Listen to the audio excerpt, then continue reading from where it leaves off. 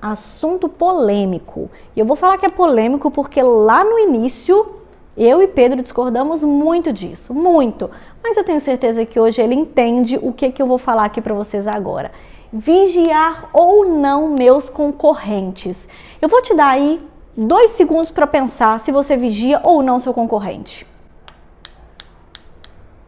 Bom, eu não sei sua resposta, mas eu tô aqui para te provar o porquê que isso é vantajoso ou porquê que isso não é vantajoso, tá bom? Vou começar aqui pelos princípios, nosso primeiro ponto, e quando eu tiver no decorrer da fala, no decorrer da explicação sobre o primeiro ponto, você vai chegar à conclusão se é justo ou não vigiar os seus concorrentes. E quando eu digo vigiar, é porque quando a gente vigia, a gente se compara, tá bom? Então eu quero que você pense nisso. Não é na ação de olho, de vigiar, é na ação da consequência, do que seu subconsciente faz automaticamente, que é a comparação. Eu escrevi aqui no primeiro ponto, bastidor versus palco, e vocês vão entender melhor o que é isso.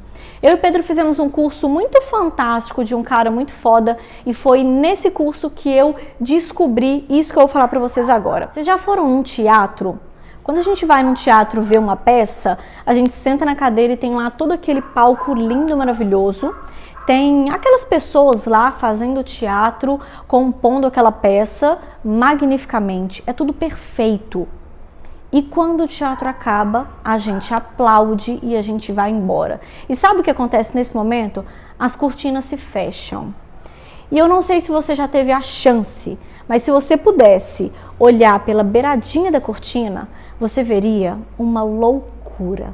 Geralmente o que se vê em bastidores de teatro é uma loucura, é uma bagunça, é uma correria, é sutiã pra lá, é máscara pra cá, é uma confusão, gente falando, gente gritando, gente chorando, gente rindo. É assim que é o bastidor de um teatro. E o que eu tô querendo contar pra vocês com isso? É que é o seguinte, quando você vê o seu concorrente, vou falar para vocês aqui, tá? Imagina que eu vendo doces virtualmente e o meu concorrente, por exemplo, ele tem uma loja física. Ele tem lá uma doceria, uma loja física, ele vende muito.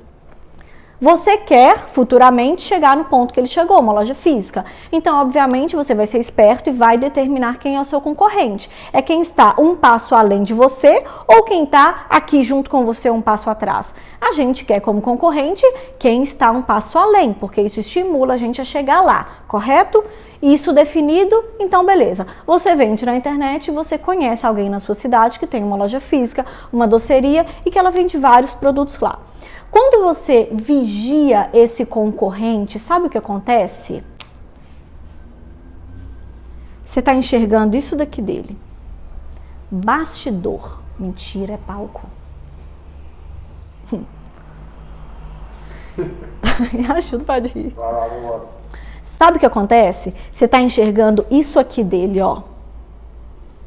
Minha caneta não está muito boa não, mas você está enxergando o palco dele. Quando você olha para aquela doceria linda, maravilhosa, as portas já são incríveis por si só, o ambiente dentro é aconchegante, a luz, as almofadas, os clientes que ele tem e os produtos que estão na vitrine, você está enxergando o palco. Quando você está lá na peça de teatro, que você enxerga o palco limpo, perfeito, as luzes em sintonia com o movimento das pessoas, é o palco. E aí eu te pergunto, é justo que você compare o palco do seu concorrente com o seu bastidor?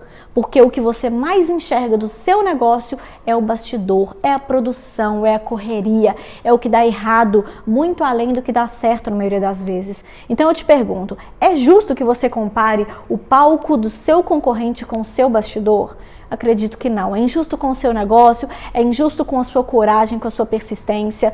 O lance é o seguinte, gente. Você mina a sua coragem, você mina a sua motivação, você se auto-sabota. E por que, Jéssica, que eu não consigo ver o bastidor do meu concorrente? Porque você não está lá dentro, porque você não trabalha para ele. Porque você não consegue ver lá quando a cortina fecha, quando as portas fecham, antes das portas abrirem, você não sabe como é a correria, se falta ingrediente todo dia, se eles estão tomando prejuízo, se está quase falindo, se o dinheiro dinheiro não entra, se os clientes só reclamam dos produtos. Não, você desconhece, você não conhece o bastidor dele.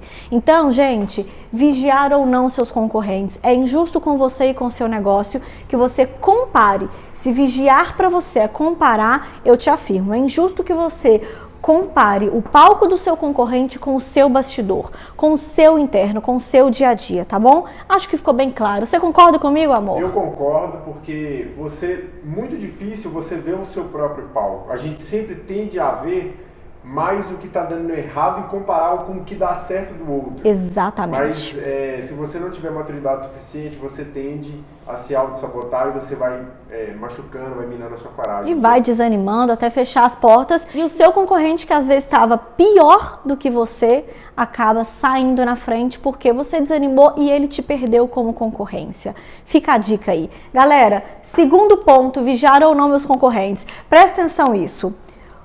Conhecer, sim. Vigiar, não. É esse o conceito que eu quero trazer para vocês aqui nesse vídeo, tá bom? Conhecer o seu concorrente é uma coisa. E o que significa conhecer o meu concorrente? Eu sei os produtos que ele faz, eu experimentei o brownie dele, eu sei o sabor. Isso te dá uma referência de o que eu posso melhorar, se eu devo melhorar, se o meu é melhor que o dele. Conhecer o seu concorrente, perfeito, faz parte do jogo. Vigiar o seu concorrente, não. E vamos lá, o que é vigiar? O que é vigiar para você, amor?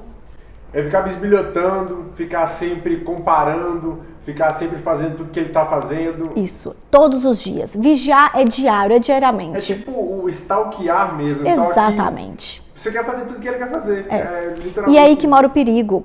Exatamente aqui, ó. Se você não tem o hábito, vigiar é um hábito, é um costume e não pode acontecer isso. Ele é seu concorrente. Quanto mais você vê, quanto maior a frequência com que você vigia, mais influência ele exerce sobre você. Pronto.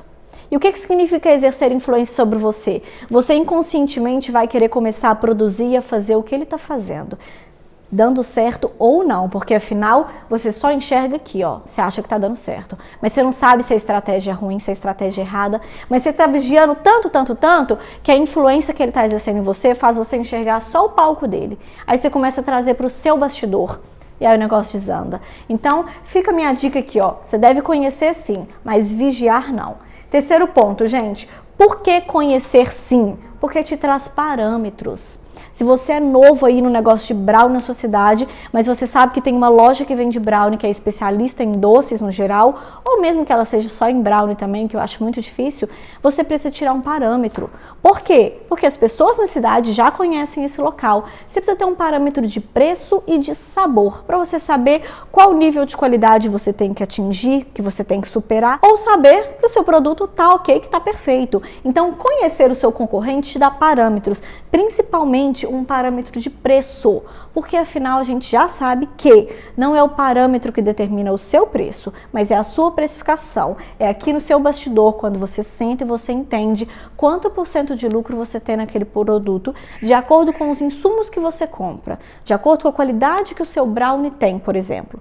Se você tira um parâmetro de preço do seu concorrente, o preço dele está muito baixo, de cara, se você tem a sua precificação, você já sabe, ou ele não sabe, está tomando prejuízo, ou ele não vende com os insumos e a qualidade que ele diz vender, ou às vezes ele nem diz vender, tá bom, gente? Então é importante que você tire parâmetros, mas muito mais do que tirar parâmetros é tirar a sua...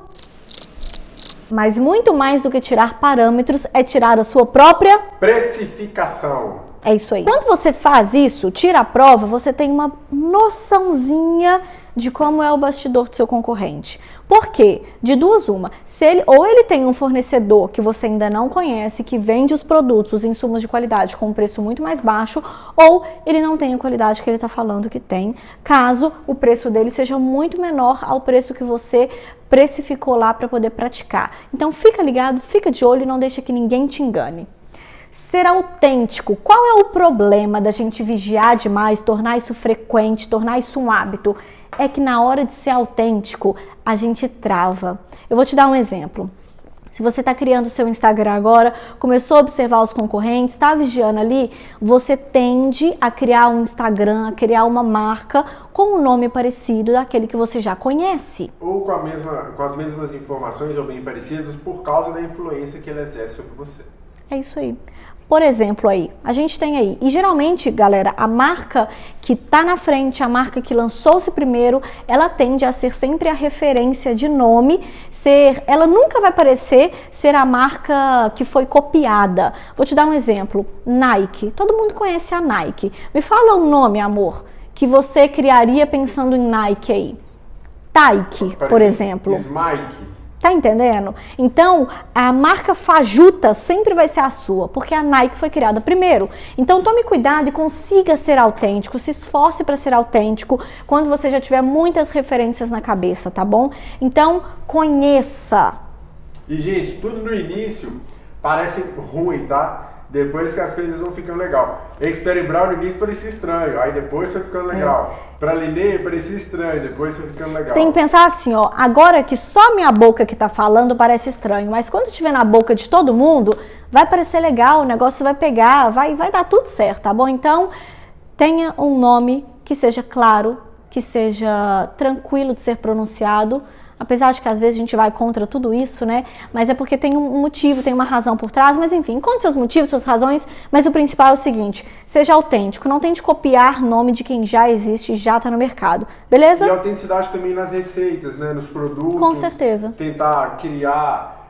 É muito importante você tentar passar qual que é o seu estilo, qual que são as suas personalidade. Crenças, a sua personalidade através daquilo, porque você vai começar a ficar marcado na mente das pessoas por ter aquele perfil. Por algo próprio. E quando você vigia demais, como o Pedro disse, você tende a ser atingido ali na cara pelo que as pessoas estão fazendo. Você tende a ser influenciado pelo que elas estão fazendo. Então conheça, tenha referências, mas não a ponto de ser influenciado inconscientemente, tá bom? Eu vou para o nosso quinto e último ponto, que já está bem escrito aqui, bem claro. Toda boa ideia deve ser copiada. Mas, Jéssica, agora você me confundiu. Você acabou de falar um monte de coisa de não copiar, de não sei o que, não sei o que, não sei o que, e agora você fala que toda boa ideia deve ser copiada? Eu não estou falando sobre produto em si, eu estou falando sobre referências, estou falando sobre estratégias, estou falando sobre truques, sobre dicas. Estou falando sobre você entrar no Instagram, por exemplo, quando você estiver conhecendo o seu concorrente e entender o que dá certo no Instagram dele. Ah, ele tem esse tecido aqui que combina super com o brownie, com o ambiente, ele usa essa luz aqui que dá um ar. Copia o que está dando certo, copia a boa ideia, copia a boa estratégia, pegue referências aí, principalmente fora do país, blogs internacionais, manda o Google traduzir lá e entende o que as pessoas estão fazendo. São boas referências que podem virar literalmente aí uma cópia. Não tem problema que você copie, desde que seja uma estratégia, uma referência. O que dá certo para o outro pode dar certo para você também. Com certeza. É muito importante. Quando a gente está falando de copiar produto, não. Boa ideia, boas práticas, boas referências. E lógico, sempre trazendo a sua autenticidade, a sua personalidade. A gente já fez isso, a gente busca muitas referências e a gente vê aquela boa ideia, acha legal e a gente traz para o nosso plano e faz o quê? Traz a nossa autenticidade, traz a nossa personalidade, as nossas crenças e a gente molda aquilo. Galera, boa ideia, tá? Você não vai pegar um bastidor que você não está enxergando, uma coisa que você não tem clareza e copiar porque você acha que no seu concorrente dá certo, tá? Eu vou abrir um parêntese sobre, mas por que eu posso copiar toda boa ideia desde que não seja um produto? O negócio é o seguinte... Produtos, a gente pega referências de outras pessoas. A gente pega uma coisa aqui, outra ali e junta para ter o seu próprio produto, tá? Copiar, desde que você dê os créditos no final, a pessoa que você copiou, tudo bem.